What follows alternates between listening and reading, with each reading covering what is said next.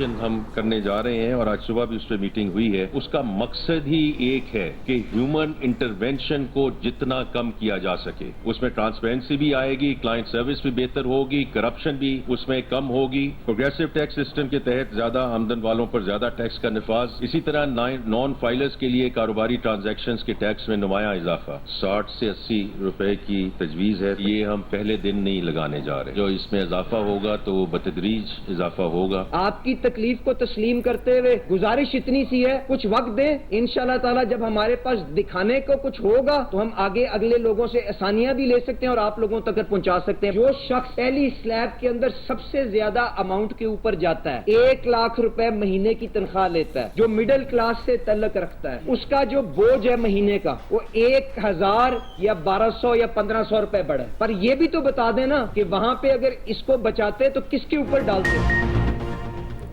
हुकूमत तनख्वाहदार तबके पर टैक्स लगाने के फैसले से पीछे न हटी। मुआशी टीम ने सहाफियों के बार सवालात और एतराज़ात मुस्तरद कर दिए। कहा तनख्वाहदार तबके का टैक्स ना बढ़ाते तो किस पर लगाते। अवाम को जो रिलीफ देना चाहते थे वो नहीं दे सके। अली परवेज मलिक ने रिलीफ देने के लिए वक्त मांग लिया। हुकूमती वज़रा की पोस्ट बजट प्रेस कॉन्फ्रेंस। वज़ीर ख़जाना मोहम्मद औरंगज़ेब ने कहा ज्यादा आमदन वालों पर ज्यादा टैक्स, किसी को एतराज़ नहीं होना चाहिए, सबको टैक्स नेट में लाने के सिवा कोई चारा नहीं। टैक्स का निज़ाम मुकम्मल तौर पर डिजिटल करेंगे। पेट्रोलियम लेवी में बतदरीज इजाफा होगा। नॉन फाइलर के लिए बिजनेस ट्रांजैक्शन पर टैक्स में इजाफा किया जा रहा। मजीद कहा हुकूमत जिस सेक्टर से निकल जाए उतना ही बेहतर है। IMF से वर्चुअल मुज़ाकरात चल रहे हैं। प्रेस कॉन्फ्रेंस के दौरान सहाफ़ियों का तनख्वाहदार तबके पर टैक्स के खिलाफ एहतजाज।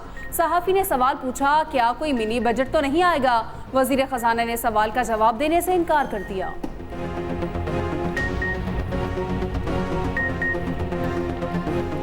आप दो टोक इस बात की यकीन दहानी करवा सकते हैं कि जितनी आपने मैसिव टैक्सेस लगा दिए हैं उसके बाद कोई नया मिनी बजट 30 जून 2025 से पहले नहीं आएगा। दो टोक यकीन दहानी काइंडली।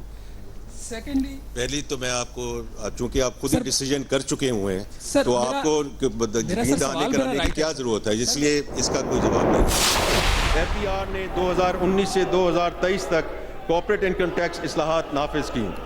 अब पर्सनल इनकम टैक्स इस्लाहात लागू करने की ज़रूरत है ताकि पर्सनल इनकम टैक्स की शरह को बैनुल अक़वामी मयार के मुताबिक किया जा सके। इस ज़मन में इनकम टैक्स छूट 6 लाख रुपए तक की आमदन पर बरकरार रखने की तजवीज़ है और ये भी तजवीज़ है कि तनख्वाहदार तबके में मैक्सिमम टैक्स स्लैब में इजाफा ना किया जाए, जबकि टैक्स स्लैब में कुछ रद्द-बदल तजवीज़ किया जा रहा है। ताहम नॉन सैलरीड अफराद के ज़्यादा से ज़्यादा टैक्स की शरह 45% रखने की तजवीज़ है। वफाकी बजट में तनख्वाहदार तबके पर टैक्सों की भरमार। तनख्वाह इदारों से 75 अरब रुपए का टैक्स वसूल किया जाएगा। 50,000 रुपए तक माहाना आमदन वाले अफराद इनकम टैक्स से मुस्तस्ना करार। 6 से 12 लाख रुपए सालाना तनख्वाह पर इनकम टैक्स की शरह 5%। सालाना 12 लाख से 22 लाख रुपए आमदन पर टैक्स 15% कर दिया गया। सरकारी मुलाजमीन की मौजें। निजी शोबे के मुलाजमीन का कोई पुरसान हाल नहीं। ग्रेड 1 से 16 तक सरकारी मुलाजमीन की तनख्वाहें 25% बढ़ेंगी। ग्रेड 17 से 22 की तनख्वाहों में 20% इजाफा होगा। रिटायर्ड सरकारी मुलाजमीन की पेंशन में 15% इजाफा।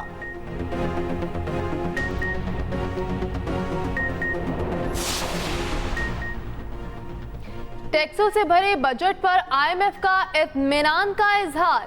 नए प्रोग्राम के लिए स्टाफ लेवल मुआहिदा रवा माह तय पाने का इम्कान। ज़राए के मुताबिक तनख्वाहदार तबके पर इनकम टैक्स को आलमी मयार के मुताबिक किया गया। तवानाई की सब्सिडीज महदूद करके सारिफीन से मुकम्मल पैदावारी लागत वसूल की जाएगी। आइंदा माली साल बिजली कंपनीज की निजकारी और पावर सेक्टर को डीरेगुलेट किया जाएगा। हुकूमती कंपनीज को दोस्त अरब ममालिक हुकूमती कंपनियों के सपोर्ट करने का प्लान। सियासी जमातें IMF प्रोग्राम पर सियासत नहीं करेंगी। सूबाई हुकूमतें भी नए प्रोग्राम पर मुकम्मल अमल दरामद करेंगी।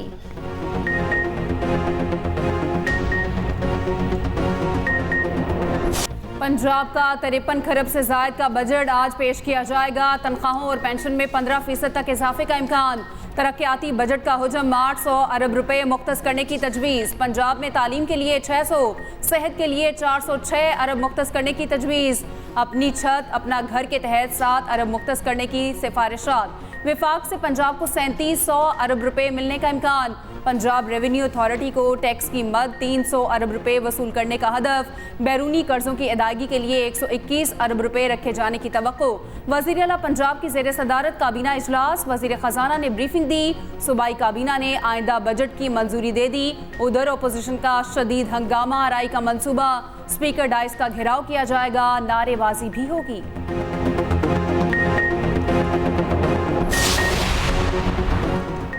पाकिस्तान स्टॉक एक्सचेंज में जबरदस्त तेजी, 100 इंडेक्स 75,000 की नफसियाती हद भी उबूर कर गया।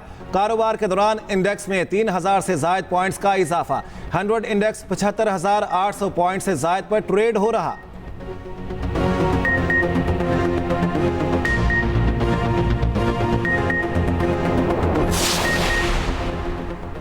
सियासी दूरियां मिटाने का मिशन, वज़ीर आज़म मुतहर्रिक। सियासी मसाइल के हल के लिए कमेटी की तजवीज़ पेश कर दी।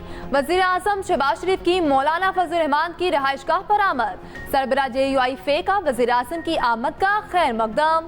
शहबाज शरीफ ने कहा, मौलाना फजल रहमान ने हमेशा जमहूरी इक़दार की हिफाजत के लिए पुरअमन जदोजहद को फ़रोग़ दिया।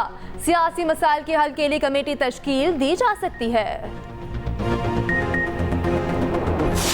कुर्बानी की बात आए तो पाकिस्तान के अवाम दे, और जब अयाशी की बात आए तो अशराफिया आगे आगे हो। इस मुल्क में सियासी इस्तेकाम जब तक नहीं आएगा, जब तक अवाम के मैंडेट को उसके मुस्तहिक लोगों को नहीं दिया जाएगा, जब वो लोग जो कि सही मानों में जीते हैं वो पार्लियामेंट में बैठे होंगे और वो लोग जो नहीं जीते वो बाहर होंगे, तो कैसे आप तवक्को करते हैं कि इस मुल्क में एक पॉलिटिकल या एक सियासी इस्तेकाम आएगा? सेनेट में अपोजिशन लीडर शिबली फराज ने बजट पर बहस का आगाज कर दिया। कहा, तनख्वाहदार तबके पर मजीद टैक्स लगा दिए गए। अशराफिया ने हमेशा गरीब तबके का खून चूसा, निचले तबके के मुलाजमीन का जीना मुहाल हो गया। PTI और अवाम एक तरफ खड़ी, गैर कानूनी हुकूमत दूसरी तरफ खड़ी है। सेनेटर इरफान सदीकी ने कहा, मुस्लिम लीग नून ने 2018 में कशकोल तोड़ दिया था। PTI ने मुल्क की तारीख में सबसे ज्यादा कर्जा लिया। आप IMF के दरवाजे पर नारे लगाएंगे तो क्या होगा?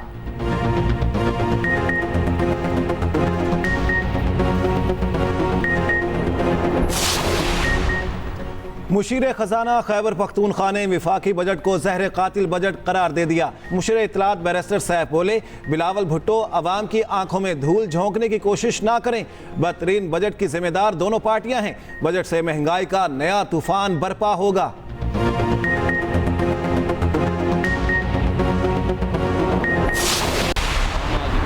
कुछ भी नहीं है, जो मजदूर आदमी है वो तो पिस रहा है। दिन ब दिन हालात खराब से खराब होते जा रहे हैं। रिलीफ तो मिला है सरकारी महकमे वालों को, हमें क्या मिला है? हमने तो यही मजदूरी करनी है ना अपनी। मुल्क की तरफ किसी का कोई ध्यान नहीं है कि यार कोई बजट में कोई अच्छा हो जाए, कोई लेबर को हमारी कोई 2 टाइम की सुख की रोटी खा ले। मरात याफ्ता तबका उससे मुस्तफीद हुआ है, वरना आवाम तो वैसे के वैसे ही हैं। तनख्वाहें तो बढ़ा लेते हैं, लेकिन वो इसके साथ साथ जो है ना जितने भी ज़रूरत के एशिया हैं वो भी बढ़ जाते हैं। सारी चीज़ें महंगी हो गई, तमाम तनख्वाहदार लोग हैं, चीज़ों में कमी नहीं आई है। हुकूमत ने टैक्स हदफ पूरा करने के लिए बोझ तनख्वाहदार तबके पर डाल दिया।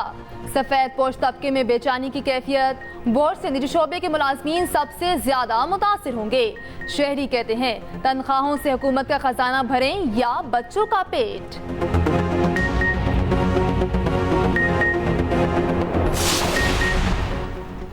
इस्लामाबाद हाई कोर्ट का इद्दत केस का फैसला 1 माह में करने का हुक्म। सजा मौतली की दरख्वास्त पर 10 रोज में फैसला सुनाने का हुक्म।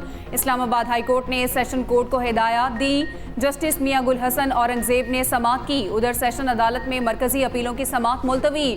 समाअत district and additional and session जज अफजल मोजोका ने की। वकला ने इस्तदा की। हाई कोर्ट ने 10 दिन में सजा मौतली की दरख्वास्त पर फैसला का कहा।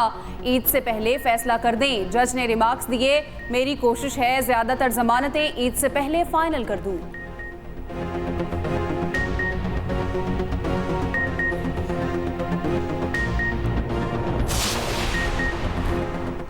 बानी PTI को एक और केस में रिलीफ मिल गया। आज़ादी मार्च में तोड़फोड़ केस में बरी कर दिया गया। शेख रशीद, शाह महमूद कुरैशी, अली नवाज आवान भी बरी। तोड़फोड़ की दफात के तहत 2022 में मुकदमा दर्ज किया गया। इस्लामाबाद के जुडिशल मजिस्ट्रेट मलिक मोहम्मद इमरान ने महफूज फैसला सुनाया। उधर अदालत ने शहरियार आफरीदी को 9 मई वाकयात केस में बरी कर दिया।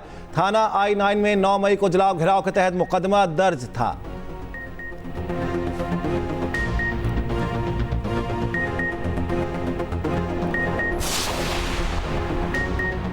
इस्लामाबाद हाई कोर्ट के हुक्म पर पीटीआई का मरकजी सेक्रेटेरिएट डी सील जस्टिस सरदार एजाज इसाक खान ने बैलफ मुकर्रर करके ऑफिस डी सील करने का हुक्म दिया।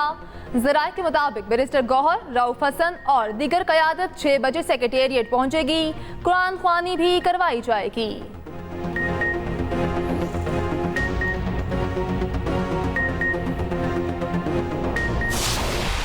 जिसको बतौर स्पीकर जिस कानून को मैं साइन करके भेज रहा हूँ, तो in the last day of its जब मैं वहाँ बतौर कायम मकाम गवर्नर हूँ उसके वापस आने के, तो how could I stop it. एक सवाल तो ये आपको मेरे पास कोई इखलाकी जवाब नहीं है। दूसरा, मैं ये समझता हूँ कि इस कानून पे, इसके मंदरजात पे, एक एक नुक्ते पे अब बात होनी, क्योंकि अब मेरे पे ये अब कदगन भी है कि मैटर सब जुडिस है। पूरी बगौर उसको 2-3 दफा पढ़ने के बाद 99% दोस्त जो इस पे बात कर रहे हैं उन्होंने हद के इज्जत बिल पर दस्तखत करने पर कोई पछतावा नहीं। स्पीकर पंजाब असम्बली मलिक अहमद खान कहते हैं, बतौर कायम मकाम गवर्नर जो कानून पर दस्तखत किए, इसको कैसे रोक सकता हूँ। हुकूमत ने खुद को गंदम के कारोबार से अलग करने का फैसला किया। मुख्तलिफ शक्ल में सब्सिडी से किसानों का अजाला हो जाएगा। उधर हद के इज्जत कानून के खिलाफ सहाफ़ी आज पंजाब असम्बली में एहतजाज करेंगे।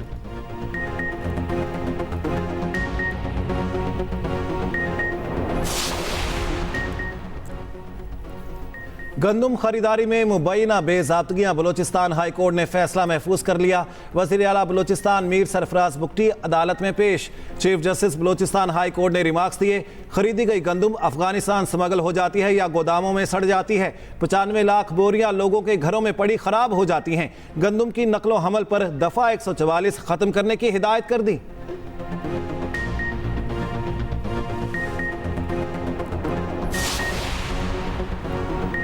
बलोचिस्तान में कलअदम टीटीपी के मराकज़ कायम करने की कोशिश नाकाम। इंटेलिजेंस एजेंसी और कानून नाफिज करने वाले इदारों का बड़ा ऑपरेशन। टीटीपी के इंतहाई खतरनाक और मतलूब कमांडर दहशतगर्द पकड़े गए। इब्तदाई तफ्तीश के मुताबिक नेटवर्क के ताने बाने अंदरूनी और बैरूनी दहशतगर्दों से मिलते हैं। पकड़े गए कमांडर मुख्तलिफ इलाकों में दहशतगर्दी की कार्रवाइयों में मुलव्वस।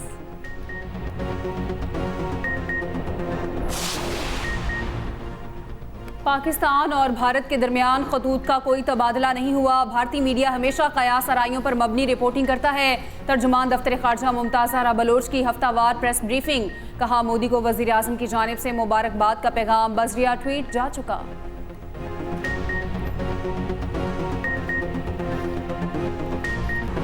INL वफ्द की सीनियर वजीर शर्जील इनाम मेमन से मुलाकात। मुनशियात की स्मगलिंग के खिलाफ इकदाम पर तबादला ख्याल। शर्जील मेमन ने वफ्द को excise and narcotics control department के इकदाम से आगाह किया। वफ्द ने इंसदाद मुनशियात में हुकूमत सिंध की कोशिशें काबिल सताइश करार दी। शर्जील मेमन बोले, मुनशियात के खिलाफ जंग हम सब का मुश्तरका मिशन है। तालीमी इदारों को मुनशियात से पाक करना है।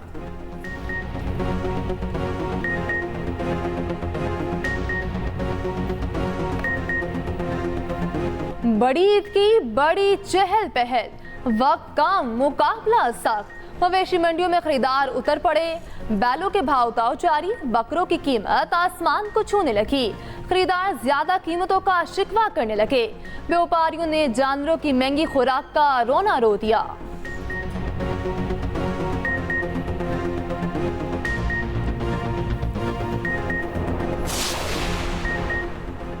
सऊदी अरब में मनासिक हज का आगाज कल से होगा। आज शाम से आज़मीन हज को मिना पहुंचाया जाएगा। आज़मीन के इस्तकबाल के लिए तैयारियां मुकम्मल कर ली गई। मिना की मस्जिद में इलेक्ट्रॉनिक स्क्रीन और कैमरे फाल। रवां साल मनासिक हज के लिए दुनिया भर से 15 लाख आज़मीन पहुंचे।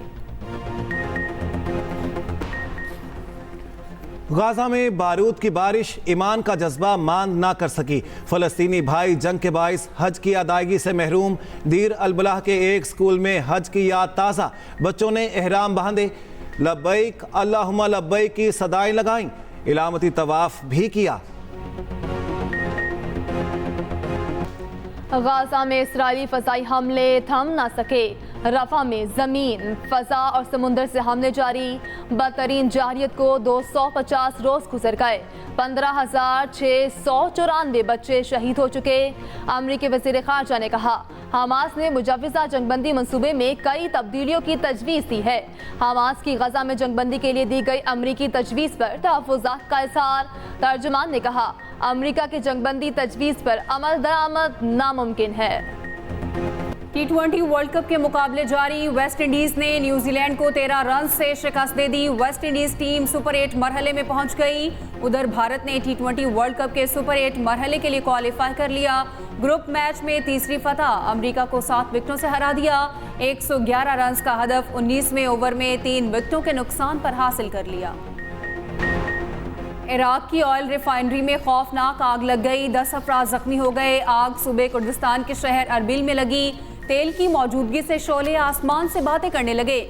फायर फाइटर्स कई घंटों से आग पर काबू पाने के लिए मसरूफ।